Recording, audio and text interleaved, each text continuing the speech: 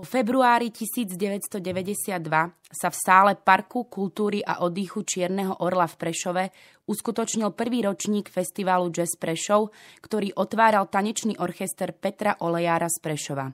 Dramaturgia každý rok pripravuje pestrý hudobný mix, aby si každý poslucháč mohol nájsť svoju krabičku s jazzovým obsahom, lebo ako je to už v 3. tisícročí zvykom, súčasná hudba pod označením jazz ponúka multižánrový záber. Kde sa začala písať história jazzového festivalu v Prešove? Organizovať jazzový festival v Prešove už takmer pred 20 rokmi, na druhý rok konkrétne to bude 20 rokov, čo funguje festival Jazz Prešov. Ja som bol vtedy študentom na Pedagogickej fakulte Univerzity Pavla Jozefa Šafárika v Prešove. Dnes je to už Prešovská univerzita.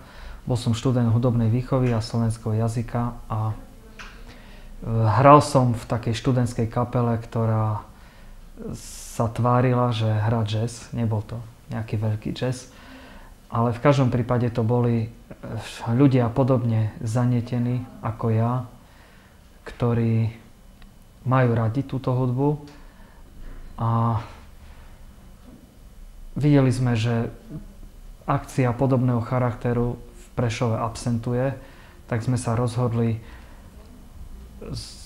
zorganizovať takýto festival. Nebolo to samozrejme vtedy jednoduché, museli sme sa spojiť s nejakým, neviem ako sa to hovorí, právny subjekt alebo s niekým, kto by to zastrešil, a to bola vtedy Slovenská jazzová spoločnosť v Bratislave. Konkrétne veľkú pomoc sme pocítili zo strany Petra Lipu, ktorý nám vlastne pomáha dodnes.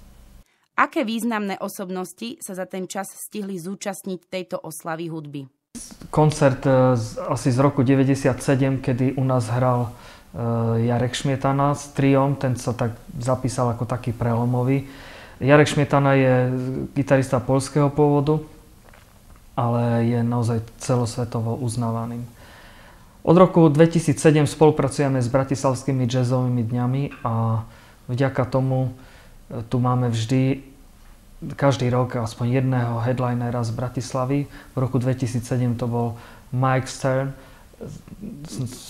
samozrejme vynikajúci gitarista, spolu s takou hviezdnou zostavou, s bubeníkom Dennisom Chambersom, s basgitaristom Anthony Jacksonom.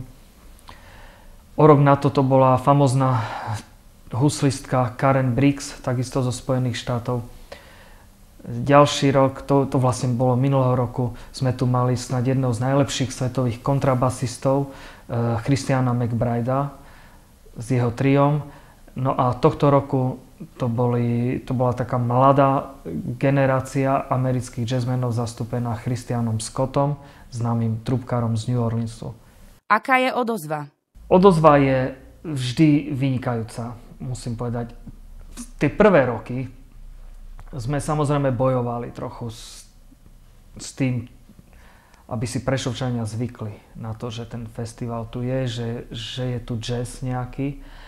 Ale od istého roku, už neviem presne, ale určite je to minimálne tých 10 rokov, je táto akcia už sa stala vlastne akousi udalosťou.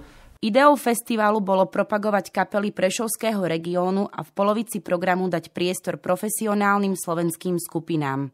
Tento zámer sa pozmenil už v prvom ročníku festivalu, kde okrem domácich zoskupení nechýbala ani zahraničná skupina, čím sa už od svojho vzniku stal festival medzinárodným.